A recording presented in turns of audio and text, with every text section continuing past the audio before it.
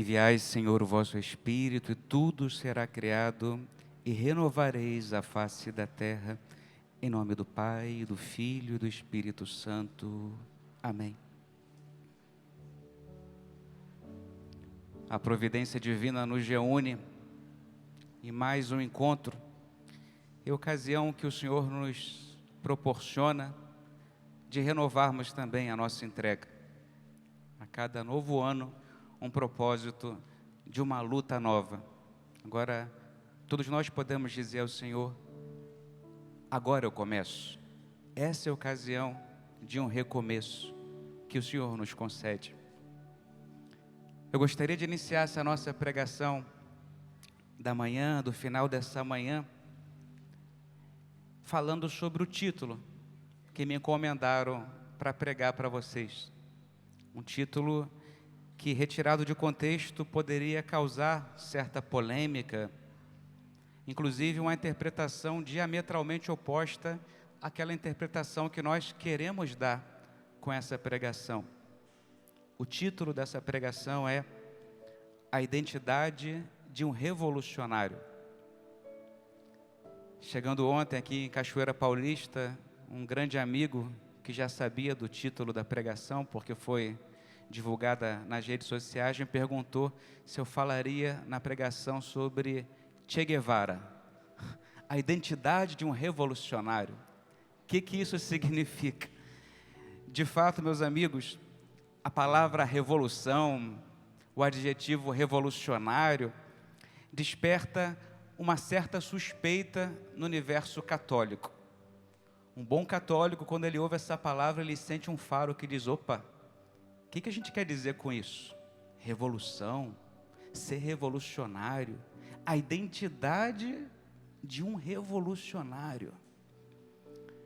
Importante, portanto, logo no início, a gente matizar aquilo que vai permear todo esse momento em que nós estamos aqui na presença de Deus, atentos à sua voz.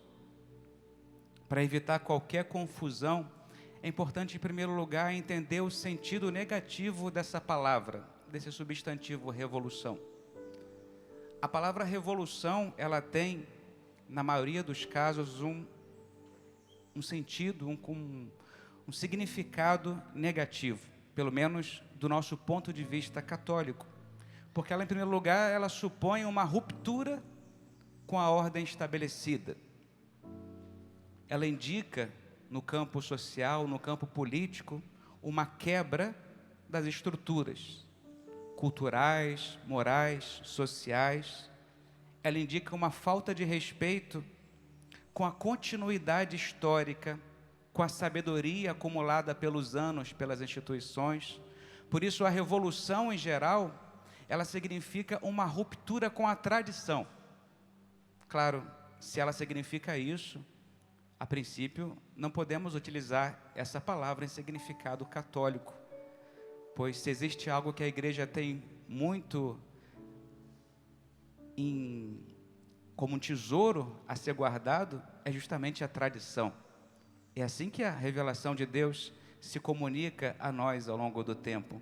Portanto, uma revolução, algo que nos faz romper com a tradição, seria algo, a princípio, negativo para nós católicos.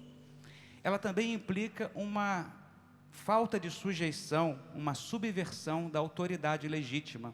O revolucionário, ele tende a não obedecer ninguém, a levantar-se contra as legítimas autoridades políticas, religiosas, sociais como um todo.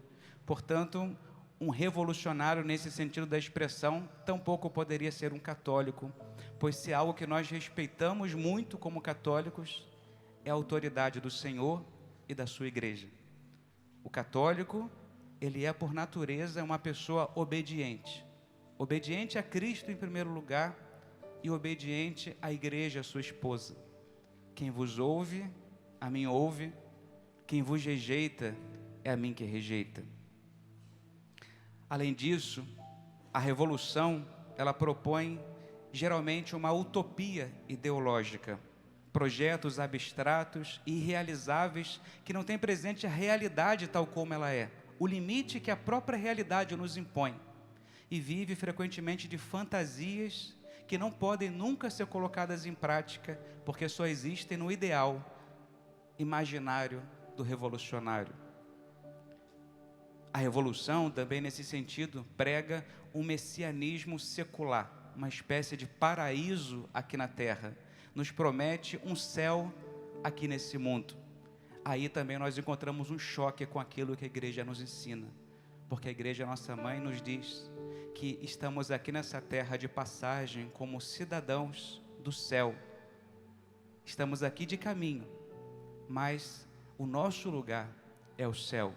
É impossível um céu perfeito aqui na terra, algo que propõe o messianismo secular, que por certo tende a rejeitar toda espécie de transcendência da sua utopia. Portanto, a igreja, a fé, não teria lugar para esse tipo de revolucionário.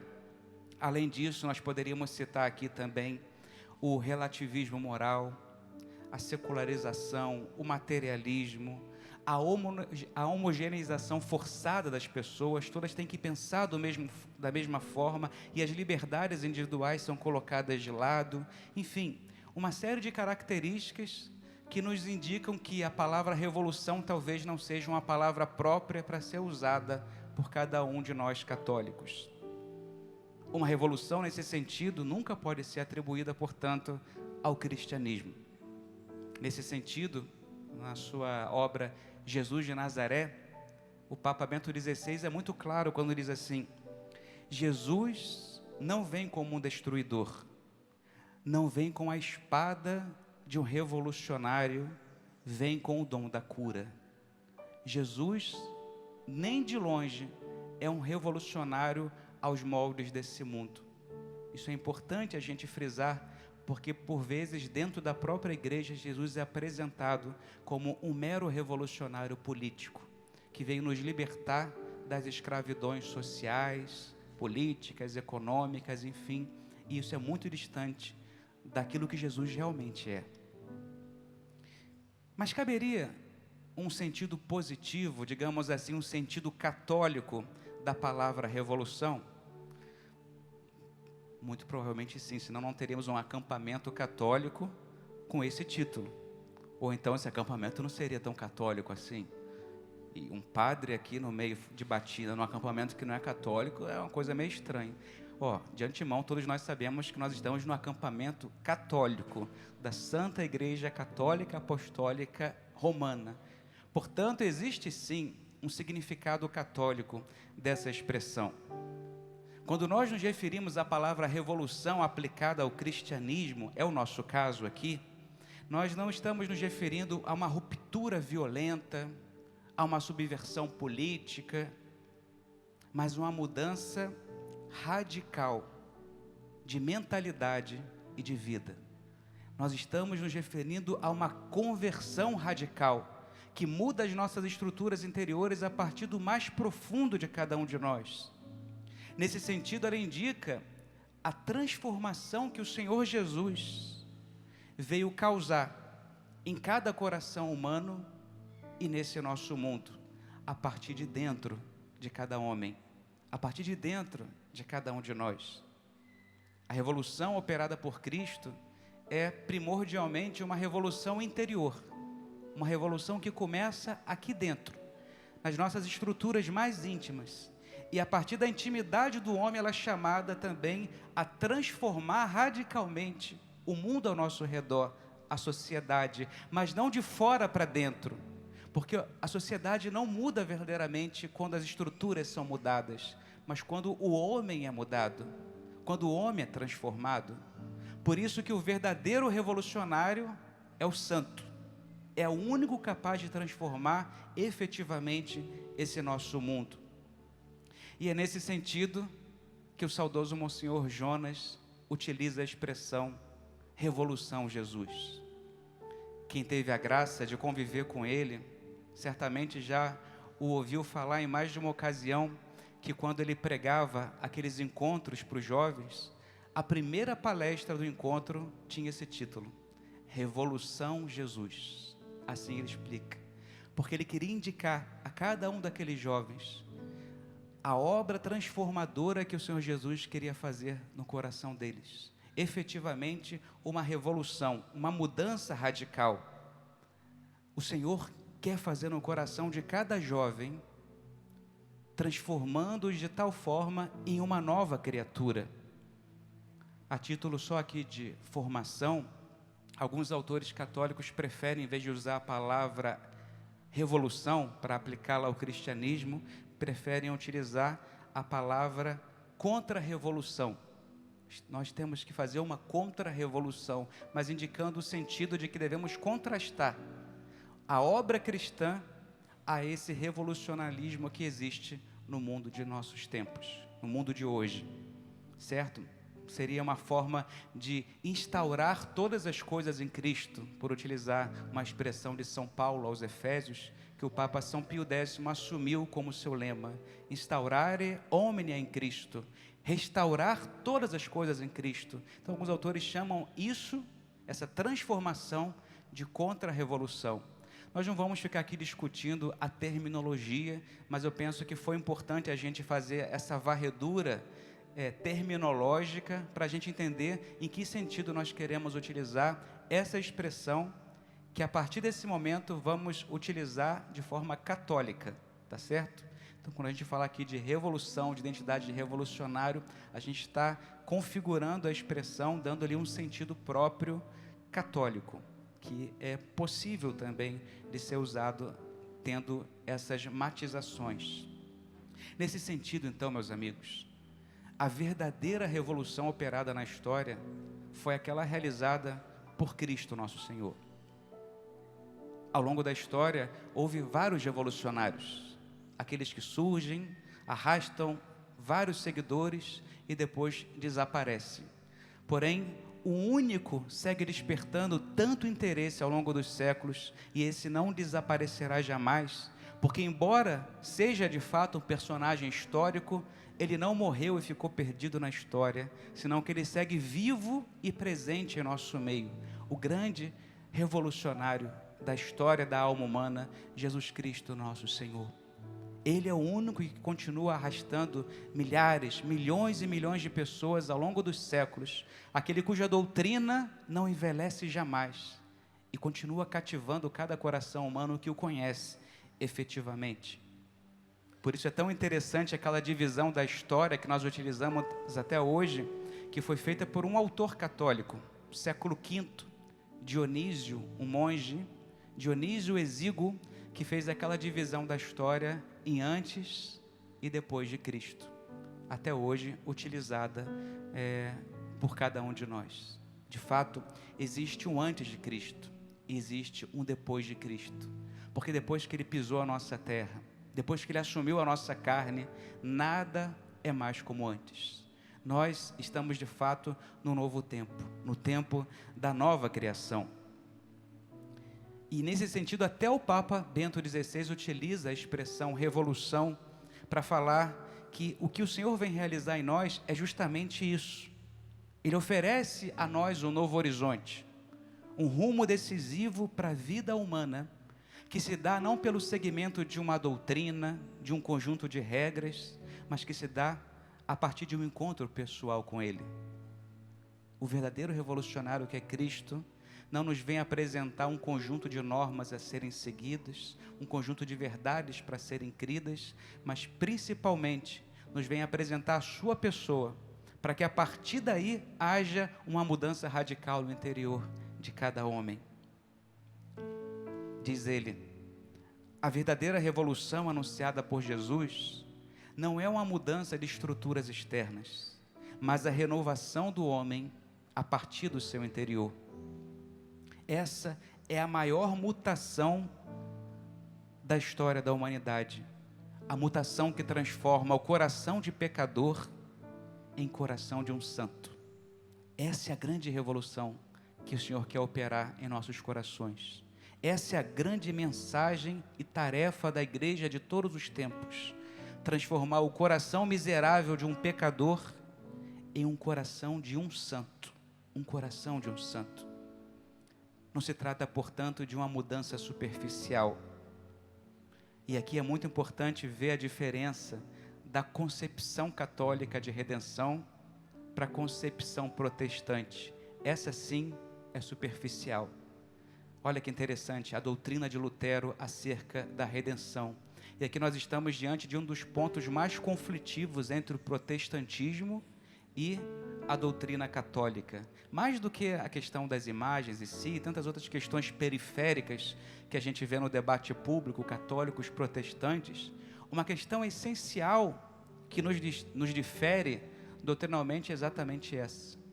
Porque, para o protestante, a redenção operada por Cristo é uma espécie de acobertamento da nossa miséria, como se Deus deixasse de ver a nossa podridão e nos atribuísse um olhar de santidade. Uma imagem muito comum utilizada para expressar a doutrina de Lutero é a imagem de o monte de estrume. Perdoe-me a expressão, mas é uma imagem muito clara e é utilizada frequentemente para explicar a sua doutrina. Imaginemos um monte de estrume num pasto e de repente neva naquele lugar e a branca neve cobre toda aquela sujeira. Se a gente fosse aplicar essa imagem para explicar a doutrina da justificação de Lutero, seria exatamente isso. A gente olha aquele campo e tudo parece uma beleza. Aquela neve é maravilhosa, porém o estrume, a podridão continua ali debaixo dela. Por isso Lutero utilizava a expressão que o homem é, mesmo após a redenção, simul iustus et peccator. O homem é simultaneamente justo e pecador. Ou seja, não há uma transformação de quem ele é. Apenas Deus lhe imputa uma santidade que na verdade não existe no homem. É Deus que o olha de forma diferente. Eu te vejo como santo, mas você segue sendo um pecador miserável. Mas essa não é a doutrina católica? De modo algum. A doutrina católica não diz que Deus apenas nos olha de forma diferente, que Deus cobre os nossos pecados como alguém que coloca um belo lençol limpo sobre uma pessoa suja. Não se trata disso. Nós católicos afirmamos que a redenção de Cristo nos transforma em novas criaturas. Ou seja, Deus efetivamente transforma a nossa natureza. Padre, mas a gente não segue com vontade de pecar, mesmo depois que a gente se converte, mesmo depois que a gente caminha na graça? Sim, mas a vontade de pecar em si mesmo não é um pecado. A inclinação para o mal, diferente do que Lutero dizia, a concupiscência em si mesma não é um pecado. O desejo de pecar, ele subsiste em nossa natureza. Porém, o pecado não mais naquele que foi regenerado por Cristo e vive uma vida nova, utilizando a sua liberdade em tudo por agradar a Deus. Ou seja, Deus efetivamente nos transforma em novas criaturas. Eu sou um homem novo, uma mulher nova. E se porventura a gente cede à tentação, se porventura a gente volta, utilizando outra expressão evangélica também bastante forte, se o cão volta ao seu próprio vômito, se a gente volta à vida de pecado, se a gente tropeça, e é verdade que a gente se desconfigura novamente, por meio de uma boa confissão, de um desejo de recomeçar, Deus nos regenera de novo. É como se em cada confissão nós estivéssemos nascendo novamente. É um novo batismo. Aquela pureza de uma criança que sai da pia batismal, recém-batizada, acontece, é regenerada em cada confissão que a gente faz. Somos novas criaturas, e a gente nascendo de novo ali no confessionário, como nascemos na pia batismal. Deus efetivamente nos transforma por dentro. Deus muda a nossa natureza. Essa é a revolução que Deus quer operar em cada um de nós. Uma transformação não exterior, mas uma transformação daquilo que nós efetivamente somos. Deus nos transforma no mais profundo do nosso ser, da nossa essência, da nossa identidade. Ele nos faz efetivamente novas criaturas. E essa redenção que o Senhor veio operar nessa nossa terra, essa revolução que Cristo veio realizar entre nós, ela começa de forma extraordinária no momento da encarnação. Nós estamos ainda vivendo esses últimos dias do tempo litúrgico do Natal. E é um tempo em que a igreja nos recorda esse mistério de forma tão patente. O mistério de um Deus cujo universo inteiro não é capaz de conter, que assume a nossa natureza humana. Et verbum caro factum est. E o verbo se fez carne. Meus irmãos, Deus extraordinário que criou todas essas coisas, esses céus, os mares, tudo aquilo que nós contemplamos com os nossos sentidos e aquilo que nós nem sequer podemos imaginar. Esse Deus imenso quis assumir a minha carne, a tua carne pecadora, embora Ele mesmo não tenha pecado, para entrar na nossa história. A partir da encarnação, a intervenção de Deus não é só uma intervenção de fora para dentro, mas Deus redime a humanidade, redime o mundo a partir de dentro, assumindo a nossa condição. Quando o Senhor assume a nossa carne, Ele redime a nossa carne, Ele transforma a nossa carne. Existe um santo padre da igreja, Santo Atanásio de Alexandria, que dizia que tudo aquilo que o verbo de Deus assumiu, Ele redimiu. Redimiu a partir de dentro, assumiu a minha carne para curar a minha carne, assumiu a nossa vida cotidiana para santificar a nossa vida cotidiana. Portanto, para nós católicos, para nós que seguimos os passos do Senhor e procuramos viver a sua vida, já não há mais realidades profanas e sagradas, porque o próprio Senhor entrou na nossa realidade e santificou a nossa realidade. A partir de dentro, tudo isso se torna santo. Vejam só, quando eu me alimento, eu estou fazendo algo que me santifica. Quando eu acordo, eu estou fazendo algo que me santifica. As realidades humanas mais cotidianas, mais simples, se tornam ocasião de santificação, lugar de santificação para cada um de nós. Na plenitude dos tempos, Deus envia o seu Filho nascido de uma mulher, para resgatar aqueles que foram sujeitos ao pecado, também nascidos de outra mulher. Deus nos resgata a partir de dentro e nos transforma por inteiro, assumindo a nossa fragilidade, assumindo a nossa matéria e elevando a vida cotidiana ao âmbito da redenção. Por isso agora, nada mais é irrelevante em nossa vida. Tudo que nós fazemos é ocasião de santificação. Quer comais, quer bebais, em tudo dai glória a Deus. Até as nossas dores, até aquilo que era sinal de maldição, se torna em causa de conversão e santificação.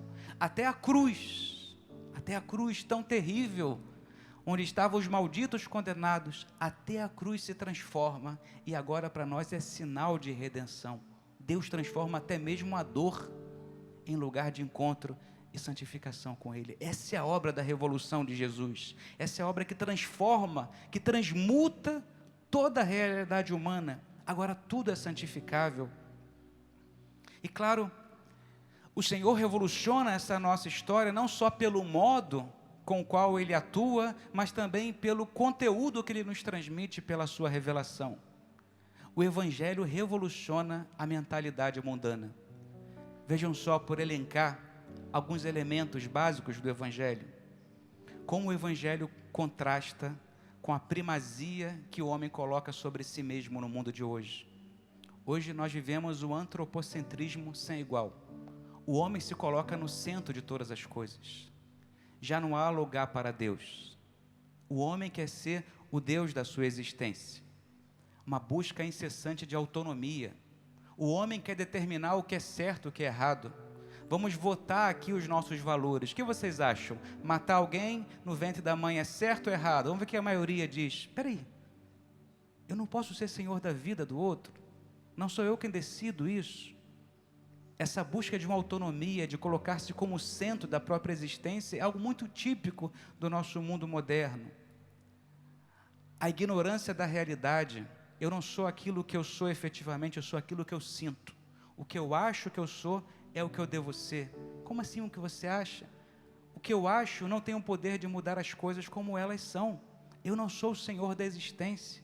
Eu não sou o dono de todas as coisas. Eu não tenho a capacidade de mudar a realidade completamente. Direitos sem deveres, uma espiritualidade sem Deus. Tantas vezes uma sutileza que penetra até mesmo os muros da igreja. Quando o homem na vivência da fé, não busca ser um adorador, mas ele busca a si mesmo. Quantas pessoas buscam na religião a sua própria realização, a autorrealização? Por que você vai à missa? Olha, tão sutil, hein? Por que você vai à missa? Porque lá eu me sinto bem. Você quer se sentir bem? Vai para um spa, vai viajar. Você não vai para a missa para se sentir bem. Claro, se sentir bem é ótimo, né? Você vai para me sentir mal, é terrível. Mas essa não é a finalidade. Eu vou à missa para adorar o meu Deus. Eu vou à missa para ser santificado por Ele. Eu não estou ali para me sentir bem, para me encher, para procurar a mim mesmo. Eu não sou o centro do universo. Eu não posso ser o centro da minha própria existência. Muito cuidado com esse antropocentrismo barato dos nossos tempos. E o Senhor vem realmente romper com essa ideologia e colocar Deus novamente no centro. Aliás, quando Deus desaparece do horizonte, o homem se esquece quem ele é. Se não há Deus, o homem também se perde. E é o que acontece hoje. Nós tiramos Deus de cena e o homem perdeu também o seu valor. Hoje os homens são tratados como qualquer outro objeto dessa terra. Outro ponto conflitivo entre a mensagem evangélica e a mentalidade mundana dos nossos tempos: a objetividade da verdade frente ao relativismo. As coisas são o que são, independente do que aquilo que a gente acha. Não somos nós que determinamos o que elas são efetivamente. Outro ponto conflitivo entre o evangelho e as realidades desse mundo. O mundo diz hoje que a gente deve procurar o prazer a todo custo. A felicidade reside na ausência de dor, na ausência de sofrimento, na cultura do conforto, né? Se eu tenho conforto, se eu não tenho doença, se eu não tenho nenhum problema, se as minhas contas estão pagas, eu estou feliz. É isso que eu tenho que buscar a todo momento. E o homem fica fugindo do sofrimento. E é claro, mais cedo ou mais tarde, o sofrimento vai te encontrar. E o sofrimento sem Cristo é terrível. A cruz sem um crucificado é desesperadora. Por isso tantas pessoas hoje são esmagadas sob o peso da dor, porque fogem dela a todo momento. A verdadeira felicidade tem raízes em forma de cruz. Portanto, a dor, o sofrimento não é incompatível com a felicidade. Essa é outra mentalidade mundana que a gente precisa romper com os valores do Evangelho. Deus nos chamou sim à felicidade plena, mas a felicidade passa pelo Calvário, pela cruz.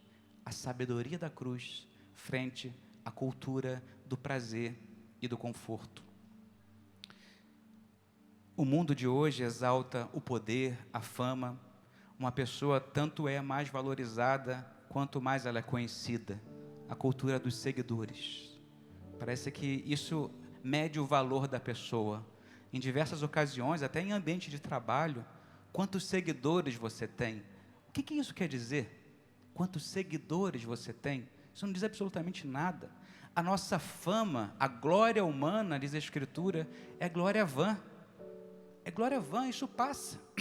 As mesmas pessoas que nos aplaudem não vão hesitar de no dia seguinte acabar com a nossa vida se a gente faz algo errado, se a gente tropeça, se a gente frustra os planos delas. O mesmo mundo que te aplaude é o mesmo mundo que te crucifica quando você deixa de defender os seus interesses. É assim de fácil.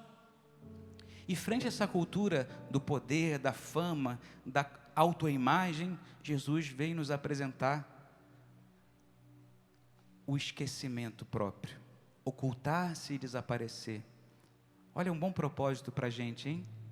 Em tempos em que as pessoas têm que toda hora aparecer e mostrar tudo o que fazem, tudo o que querem pensar, um bom propósito para mim e para você é ocultar-se e desaparecer. Que só Deus veja aquilo que a gente faz. Afinal de contas, quando a gente estiver diante dele no dia do juízo, quem vai nos julgar não são as pessoas, é o Senhor. Portanto, nós somos o que somos diante dele, e isso nos basta. Não querer ficar provando para os outros algo que nós não somos. Deus sabe quem nós somos, Deus conhece a nossa miséria, as nossas virtudes, e isso deve nos bastar. Não ter que ficar prestando contas aos outros, não se sentir na obrigação de ficar justificando tudo para os demais. Não são os demais que vão nos julgar no dia do juízo. O desprendimento material, o amor e o perdão aos inimigos, como isso contrasta com a mentalidade da vingança, do ódio, de querer pagar o mal com o mal. A esperança escatológica, a esperança de um mundo futuro frente a esse imanentismo materialista dos nossos tempos. Não temos aqui cidade permanente. Deus não nos chamou para experimentarmos um céu aqui nessa terra. Como dizia Nossa Senhora, a Santa Bernadette, ainda jovenzinha, né? Não te prometo o céu aqui nesse mundo. Nesse mundo eu te prometo sofrimentos. Isso que Deus fala com a gente. Não te prometo um paraíso terrestre. Quem promete um paraíso na terra é justamente o demônio, não Deus. Muito cuidado em querer construir aqui nesse mundo o nosso castelinho ideal. Isso não vai acontecer jamais. No mundo tereis tribulações. Não nos espantar com isso. Nós somos chamados a viver a vida de Cristo. Portanto, um batizado deve perpetuar com sua vida essa revolução que o Senhor veio iniciar aqui em nossa terra. Nesse sentido, nós podemos dizer sim, que todo cristão, todo batizado é chamado a ser um revolucionário. Por quê? Porque ele é um outro Cristo. O que Cristo é, o cristão deve ser. Tão bonito quando São José Maria dizia assim: já não há mais uma alteridade entre o cristão e Cristo. É comum na teologia se dizer que o cristão, um batizado, é um alter Christus, um outro Cristo, né? Eu sou um outro Cristo. Mas São José Maria, um pouquinho mais além, dizia: olha, já não há uma alteridade entre um batizado e Cristo. É uma só coisa. O cristão não é só um alter Christus, ele é ipse Christus, o mesmo Cristo. Olha só.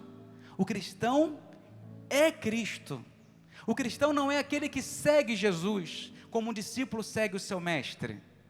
O cristão é aquele que vive a vida de Cristo, que se torna um com Ele. Já não há uma alteridade entre aquele que é cristão e o Senhor Jesus, porque eles são uma coisa só, um só coração. É isso que nós somos chamados a viver. Não estamos aqui para seguir os passos de um mestre, mas para deixar que Ele viva a sua vida divina em cada um de nós. Já não sou eu que vivo, é Cristo que vive em mim. Essa é a meta da nossa vida, deixar que Cristo viva em cada um de nós, uma identificação total entre o cristão e Cristo. Olha que bonito quando Saulo está a caminho de Damasco e Jesus aparece para ele. O que Jesus diz a Saulo? Saulo, por que me persegues? Mas como assim Saulo perseguia Cristo? Cristo já tinha morrido, ressuscitado, já tinha subido aos céus. Como é que Saulo persegue a Cristo? Saulo perseguia os cristãos. Mas Jesus diz: por que me persegues? Ou seja, eles sou eu, Paulo. Ele sou eu. O cristão é Cristo. Há uma identidade entre o cristão e Cristo. Portanto, se o Senhor veio fazer essa revolução na terra, é isso que nós devemos fazer também. Uma revolução nesse mundo. O cristão é chamado a perpetuar no tempo e no espaço a obra redentora do Senhor. Ele é constituído pela graça, portanto, em outro Cristo. E se nós somos coerentes com aquilo que nos tornamos pelo batismo, se nós assumimos verdadeiramente a nossa fé, a nossa vida inevitavelmente vai se chocar com a mentalidade do mundo. Inevitavelmente, um cristão que quer ser coerente com aquilo que ele é, a sua vida vai chocar contra os interesses desse mundo. Se o mundo não encontra nada em você que o incomode, se as pessoas que não creem, se as pessoas que detestam a Cristo e a igreja, não encontram nada em você que as deixe incomodadas, é sinal de que você se tornou uma só coisa com o mundo, e não só uma coisa com Cristo. Se o mundo não nos persegue, se o mundo só nos aplaude, é sinal de que nós perdemos a nossa essência, de que nós não somos outros Cristos, não estamos sendo aquilo que Ele gostaria que nós fôssemos. Por isso, a igreja não se ilude, e mais ainda, deveria achar ruim quando o mundo todo começa a aplaudir algo que ela diz. Quando o mundo aplaude a igreja, para a gente isso não deve ser sinal de alegria, não, deve ser sinal de alerta. Alguma coisa está mal. Se quem quer viver à margem do evangelho está elogiando aquilo que alguém da igreja falou, possivelmente é porque a gente está aguando a nossa fé. Inevitavelmente, um cristão coerente, ele chocará com seu ambiente. E o Senhor não nos tira desse mundo. Não se trata de fugir do mundo, que é uma tentação que aparece na igreja de tempos em tempos. Hoje em dia também está muito em voga, hein? Casais cristãos extraordinários, querem educar seus filhos, mas o mundo está muito difícil. O que a gente vai fazer? Corram para as montanhas. Corram para as montanhas. Vamos fugir porque o mundo está em trevas. E a gente vai fazer aqui o nosso castelinho dos santos perfeitos. Os santos vão viver aqui blindados desse mundo corrompido. Isso não é perpetuar a obra de Cristo.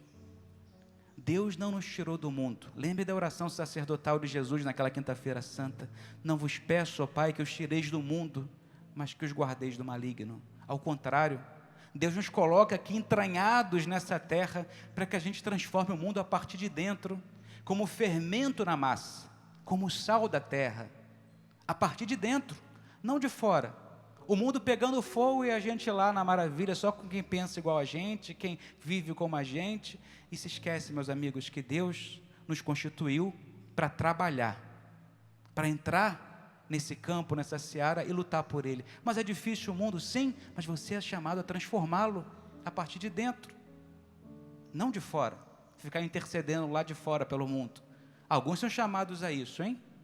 Quem recebe a vocação religiosa, e o próprio da vocação religiosa é aquilo que os teólogos chamavam de contemptus mundi, a fuga do mundo. Isso não é para todos nós.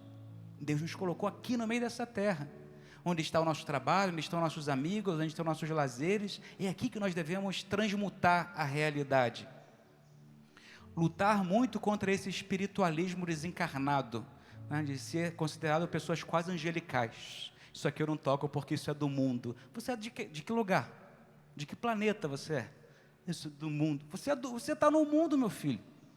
Nós vivemos com isso, a gente toca nessa realidade. E assim como o Senhor que tocava e aquilo se transformava, um cristão deve fazer isso. O que ele toca deve santificar. As suas amizades, seus amores mais nobres. Transformar tudo a partir de dentro. Fermento na massa.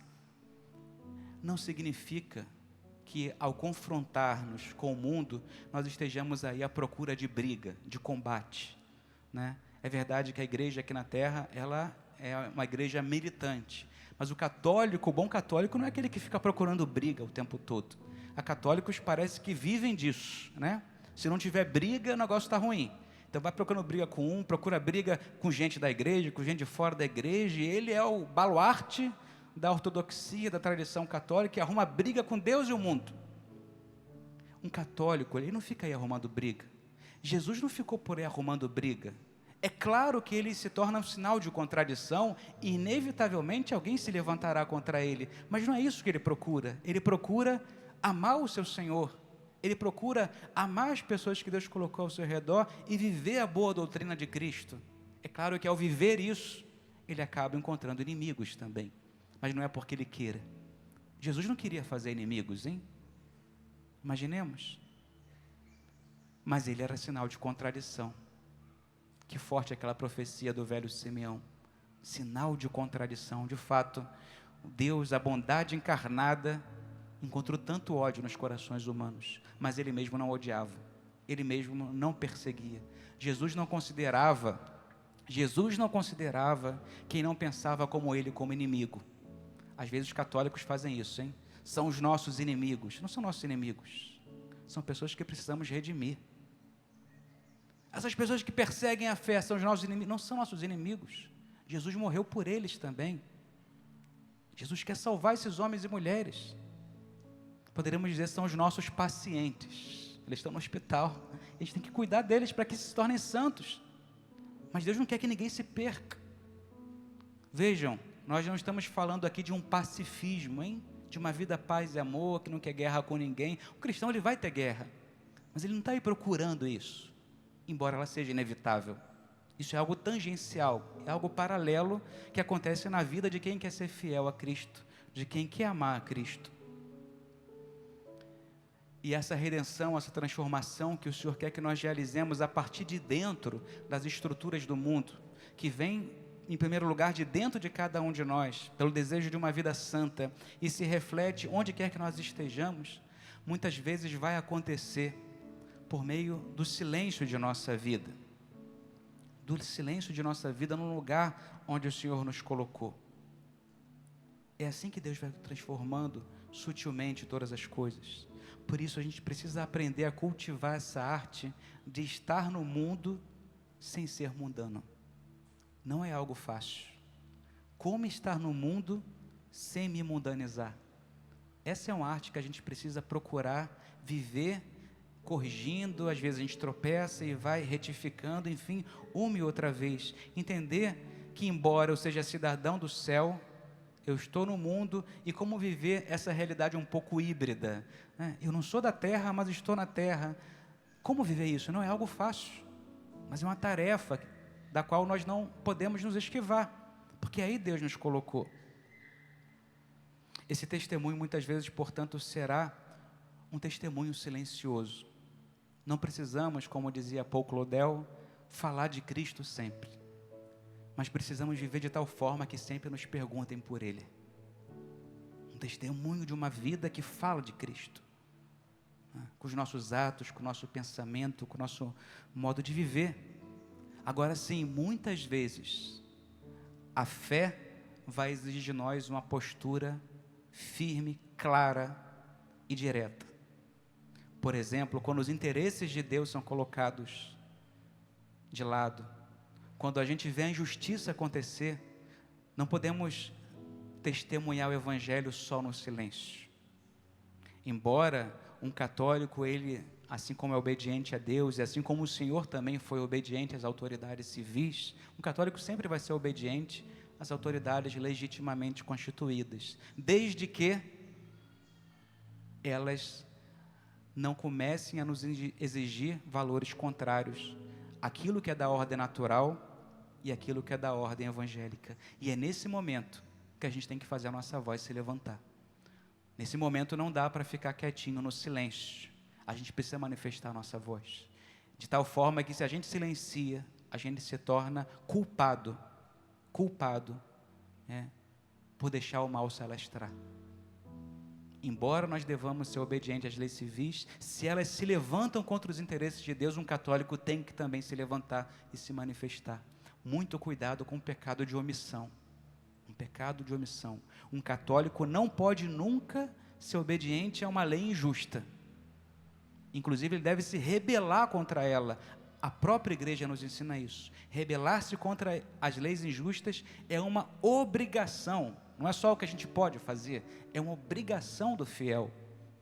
E aqui a gente pode dizer que o mal se alastra tanto pelas nossas omissões nessa obra revolucionária, porque a gente não faz o que deveria fazer, porque eu e você não somos ainda os santos que deveríamos ser, e porque nós temos medo de anunciar publicamente a nossa fé em Jesus Cristo. Nós não podemos nos calar, hein? Não significa que a gente tem que ficar pregando o tempo todo, né? Pregar o Evangelho sempre, mas as palavras, como dizia São Francisco, quando necessário. Quando necessário. Porém, pregar o Evangelho a todo momento. O cristianismo, meus amigos, e aqui eu termino, ele avança não por decreto, mas por contágio. Por contágio. Não é uma ordem externa, não é uma autoridade externa que vai transformar a sociedade inteira, que vai mudar todas as coisas. A gente participa dos meios políticos, econômicos, sociais. Um católico está inserido em tudo isso, porque ele está nesse mundo. Mas muito cuidado. O que vai mudar esse nosso mundo, o que vai transformar essa nossa terra e realmente levar a cabo essa obra de redenção que o Senhor veio iniciar, não é uma mudança externa, de um político, ou de quem quer que seja, mas é uma mudança promovida pela revolução da santidade. Da santidade. Ou seja, se formos efetivamente santos, nós transformaremos esse nosso mundo. Vamos pedir ao Senhor a graça de que eu e você, que um dia recebemos o dom extraordinário do batismo e fomos configurados a Cristo nosso Senhor, que a gente possa viver em coerência com aquilo que nós somos. Cristão, filho de Deus, seja aquilo que você é. Você é outro Cristo. Você é Cristo no meio do mundo. E se formos Cristos, se formos santos, nós colocaremos fogo de Deus nessa terra. Deus nos conceda a graça de sermos fiéis e coerentes, e assim perpetuar a obra que Ele começou. Louvado seja nosso Senhor Jesus Cristo. Para sempre seja louvado.